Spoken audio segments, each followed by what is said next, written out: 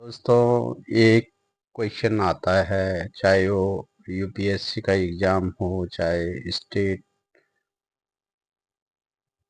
का कोई एग्ज़ाम हो, चाहे पीसीएस का हो, चाहे लोअर पीसीएस हो, चाहे कोई एग्ज़ाम हो, तो जो प्रोग्राम्स यूनियन गवर्नमेंट या स्टेट गवर्नमेंट के द्वारा चलते हैं, तो उससे ये क्वेश्चन आता है। जैसे यूपीएससी 2025 में एक क्वेश्चन आ रखा था कि वाइब्रेंट ब्लेज जो प्रोग्राम है वो क्या है। और यहाँ पर मैंने एक क्वेश्चन लिखा हुआ है, वाइब्रेंट ब्लेज योजना के संबंध में निम्न में से क्या सही है। ये क्वेश्चन ये उत्तराखंड की स्टेट लेवल की जो परीक्षाएं होती हैं उसमें आ रखा था। तो इसमें ऑप्शन दिए थे कि वाइब्रेंट ब्लेज योजना का शुभारंभ 2023 में हुआ। इस योजना के अंतर्गत उत्तराखंड, हिमाचल प्रदेश, अरुणाचल प्रदेश, सिक्किम और लद्दाख को शामिल किया गया है। और इस योजना में सबसे अधिक वाइब्रेंट ब्लेज पिथौरागढ़ में है। तो ये उत्तराखंड के संदर्भ में था। तो इसका भी आंसर जानेंगे हम लास्ट में, जब हम इसको पढ़ लेंगे। और ये जो मेरा यूट्यूब के नोट्स हैं, इनसे आपको फ़ायदा ये होगा कि बहुत सारी चीज़ें जो आप बहुत समय में, कम से कम 2 घंटे या 3 घंटे में इकट्ठे करते हैं, उसको पढ़ते हैं, अपने नोट्स बनाते हैं। तो मेरे इन नोट्स से आपको फ़ायदा ये होगा कि आप कम समय में अधिक जानकारी प्राप्त कर लेंगे। तो शुरू करते हैं कि वाइब्रेंट ब्लेज प्रोग्राम वीबीपी या जीवंत ग्राम कार्यक्रम क्या है। तो 2022-23 के केंद्रीय बजट में एक प्रोग्राम रखा गया था और इसके लिए बजट जो है निर्धारित किया गया था 4,800 करोड़ रुपए का बजट इसके लिए जो है यूनियन बजट 2022-23 में रखा गया था। उसको कहा गया था वाइब्रेंट ब्लेज प्रोग्राम, जीवंत ग्राम कार्यक्रम। तो पहले यही समझते हैं कि ये वाइब्रेंट ब्लेज प्रोग्राम क्या था। ये जो चल रहा है अभी भी वाइब्रेंट ब्लेज प्रोग्राम, तो ये प्रोग्राम ये था कि हमारे देश के उत्तरी क्षेत्र के जो राज्य हैं, यानी जो राज्य या जो जिले तिब्बत, चाइना और नेपाल से जुड़ते हैं, या भूटान से जुड़ते हैं, या अब जैसे कि एक न्यूज आई थी कि पंजाब के कुछ गांवों को भी वाइब्रेंट विलेज प्रोग्राम में जोड़ा गया है 2025 में। तो ये जो योजना थी उन गांवों के लिए थी कि जो कि देश के उत्तरी क्षेत्र के राज्यों के सीमांत जिले हैं, बाहर के देशों से, पड़ोसी देशों से लगते हैं। अब हो क्या रहा है कि इन गांवों में, सीमांत गांवों में, देश के भी और राज्यों के भी उन सीमांत गांवों में बुनियादी सुविधाओं की कमी है।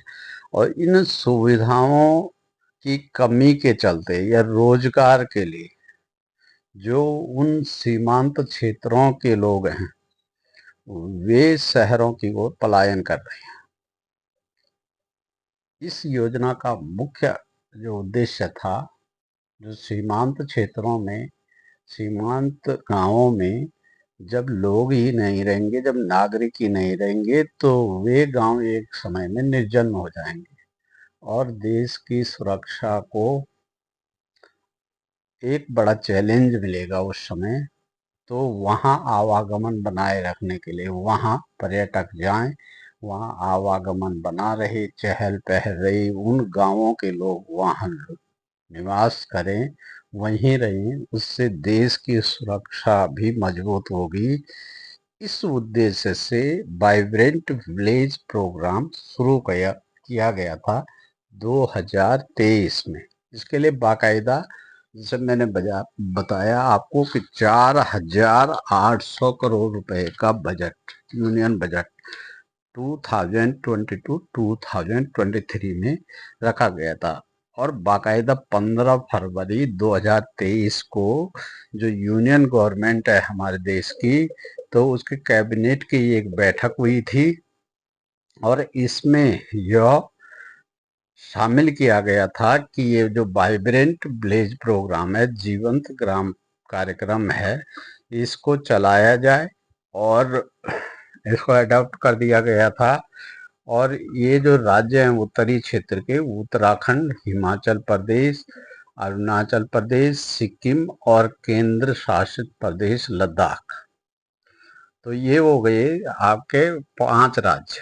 4 तो राज्य हैं, एक केंद्र शासित प्रदेश है, 5 हो गए। तो 4 राज्य और एक केंद्र यूटी लद्दाख में ये शुरू किया गया था उस समय, यानी 2023 में 19 जिले इसमें थे। 19 जिले, इन सभी राज्यों के 19 जिले थे और 46 ब्लॉक के पहले फेज में 662 विलेजेस को इसमें शामिल किया गया था, 662 गांवों को। अब क्या है कि बहुत जगह मैंने नेट पे देखा या किताबों में पढ़ा 663 गांव है, लेकिन जब पूरा एनालिसिस किया गया, होम मिनिस्ट्री की वेबसाइट पे देखा गया, इसकी डिटेल में गया, तो ये 662 गांव ही पहले फेज में इसमें शामिल किया किया गया था इनको। अब यहाँ होना क्या था कि ये 662 गांव,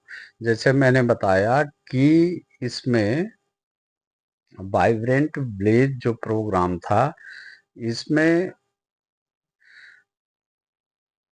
जो सीमांत गांव थे इन राज्यों के, उनमें कनेक्टिविटी यानी सड़कों का विकास होना था, इंफ्रास्ट्रक्चर का डेवलपमेंट होना था, बुनियादी ढांचा विकसित किया जाना था और मूलभूत सुविधाओं से सुसज्जित किया जाना था। शिक्षा, स्वास्थ्य, जो लोग यहाँ से पलायन न करें, माइग्रेट न हो यहाँ से, और पर्यटन को भी विकसित किया जाना था और स्किल डेवलपमेंट, यहाँ के लोगों, गांव के लोगों के गांव में ही इकोनॉमी का कुछ जरिया देना था। अब इस योजना का जो विधिवत उद्घाटन 10 अप्रैल 2023 को केंद्रीय गृह मंत्री श्री अमित शाह जी द्वारा अरुणाचल प्रदेश के किबिथु किबिथु एक विलेज है जो कि तिब्बत के नज़दीक है, अरुणाचल प्रदेश में। तो वहाँ इसका विधिवत इस प्रोग्राम का उद्घाटन किया गया था, इसको लॉन्च किया गया था। और जैसे मैंने बता दिया कि 2022-23 में इस बजट को, इसको केंद्रीय बजट में इसके लिए बजट का प्रावधान किया गया था। अब जो ये बीबीपी है यानी वाइब्रेंट विलेज प्रोग्राम है, इसमें इसका उद्देश्य क्या है? तो to enhance development and infrastructure in village along India north borders, ensuring they are treated as the first village of country rather than last village। अब ये एक बार हम लोग 90 के आसपास की बात है, तो हम बद्रीनाथ गए। तो बद्रीनाथ से 4-5 किलोमीटर आगे तिब्बत की ओर क्या है कि एक गांव है, इंडिया में ही है, माणा, माणा बोलते हैं। तो जहाँ पे भीमपुल है, गणेश गुफा है, इसी माणा गांव के पास में। तो वहाँ बोर्ड लगा था अंतिम गांव माणा। तो पहले अंतिम गांव इनके लिए संबोधित करते थे, लेकिन अब कहा गया कि ये अंतिम गांव नहीं है हमारे देश के, ये प्रथम गांव है, तो फर्स्ट विलेज इनको कहा जाएगा। बजट की जैसे मैंने बात की तो 2023-24 के 22-23 के यूनियन बजट में इसके लिए 4,800 करोड़ रुपए रखे गए थे, और 2025 में इसको इसका बजट बढ़ा दिया गया और बजट हो गया इसका 6,839 करोड़ रुपए। और इसमें जो टोटल जो गांव पहले फेज में, इसके 2 फेज बनाए गए, अभी तो 2 फेज की चर्चा हो रही है। तो पहले फेज में 662 गांव इसमें लिए गए, 5 राज्यों से, 4 राज्यों से और एक केंद्र शासित प्रदेश से। और टोटल जो गांव इसमें कवर किए जाने हैं 2,963 विलेज। संख्याएं कंपटीशंस में आती हैं, तो आप लोग इसको बिल्कुल नोट करके रखेंगे कि पहले 2023 में इसके लिए 4,800 करोड़ का बजट था, जिसको 2025 में बढ़ा करके 6,839 करोड़ का कर दिया गया। और पहले फेज में 2023 में इसमें 662 गांव रखे गए थे, और टोटल जो गांव कवर किए जाने इसमें 2,963 गांव इसमें रखे जाने। अब इसका जो पहला फेज है, पहले फेज में इसमें क्या था कि 2023-24 में पहला फेज चलना था, और जो सेकंड फेज जो शुरू हुआ है 2024-25 से 2028-29 तक चलेगा। और ऐसे संज्ञान में आया है कि यह जो प्रोग्राम है यह 10 साल के लिए है, और आने वाले मतलब 2023 से 10 साल तक इस प्रोग्राम ने चलना है। एक इम्पोर्टेंट पॉइंट है, ये जरूर याद रखेंगे कि यह जो प्रोग्राम है ये प्रोग्राम पूर्णतया केंद्र के द्वारा पोषित प्रोग्राम है, यानी ये केंद्र का प्रोग्राम है, स्टेट का प्रोग्राम ये नहीं है। अब जो ये 4 राज्य मैंने बताए, उत्तराखंड हो गया, अरुणाचल प्रदेश हो गया, सिक्किम हो गया, हिमाचल प्रदेश हो गया, और यूटी के लद्दाख हो गया, ये जो है इनमें जो स्टेट लेवल के जो परीक्षाएं होंगे उसमें भी बीबीपी यानी वाइब्रेंट विलेज प्रोग्राम के बारे में क्वेश्चन जरूर आएगा। और अभी तो यूपीएससी के जो एग्जाम होंगे उसमें भी क्वेश्चन जरूर बनेगा, तो आइडिया आपके पास पूरा रहेगा, डेटा रहेंगे तो लिखने को अपने आप भी अपने हिसाब से लिख सकते हैं। तो डेटा जरूर याद रखिए। तो उत्तराखंड के संदर्भ में मैंने बीवीपी का अध्ययन किया, तो उत्तराखंड में जो चीन सीमा से लगे जो यानी तिब्बत सीमा से लगे जो जिले थे, उत्तरकाशी, चमोली और पिथौरागढ़, इसके 51 गांवों को पहले फेज में लिया गया, और दूसरे चरण में 40 अन्य गांव जो कि नेपाल से लगे हुए थे, इसमें पिथौरागढ़ था, चंपावत और उधम सिंह नगर, इसके 40 गांवों को फिर शामिल किया गया। तो उत्तराखंड में अभी तक बीबीपी में यानी वाइब्रेंट विलेज प्रोग्राम में 91 विलेज को शामिल किया गया है। तो उत्तराखंड के लिए जो केंद्र सरकार की ओर से, क्योंकि ये पूरी केंद्र की योजना है, तो इसमें पैसा भी केंद्र का ही लगना है, और जो स्टेट गवर्नमेंट है उसका कोई पैसा नहीं लगना है। तो उत्तराखंड का जो बजट है इसमें वो है 758 करोड़ का बजट उत्तराखंड के लिए है। और पहले फेज में जैसे मैंने बताया आपको कि इसमें 51 गांवों का विकास किया जाएगा, और दूसरे फेज में जो नेपाल से लगे हुए हैं 40 गांवों का विकास किया जाएगा। उत्तराखंड में बीबीपी के क्रियान्वयन के ग्रामीण विकास विभाग उत्तराखंड करता है, और जो जिला प्रशासन ग्राम पंचायतों की सहायता से वाइब्रेंट विलेज प्रोग्राम को चलाता है। इसकी मॉनिटरिंग के लिए बाकायदा संयुक्त आयुक्त स्तर का एक अधिकारी रहता है। इसकी निगरानी बार बार होती रहती है। तो पहले चरण में किस स्टेट के कितने गांव लिए गए थे, तो ये भी क्वेश्चन पूछा जा सकता है। तो आंध्र प्रदेश, उसके 455, आंध्र प्रदेश नहीं, अरुणाचल प्रदेश, यूपी, अरुणाचल प्रदेश, अरुणाचल प्रदेश के 455, 455 गांव इसमें लिए गए थे। दूसरे नंबर पे हिमाचल प्रदेश, इसके 75 गांव लिए गए थे। उत्तराखंड के 51 गांव लिए गए थे। सिक्किम के 46 गांव लिए गए थे।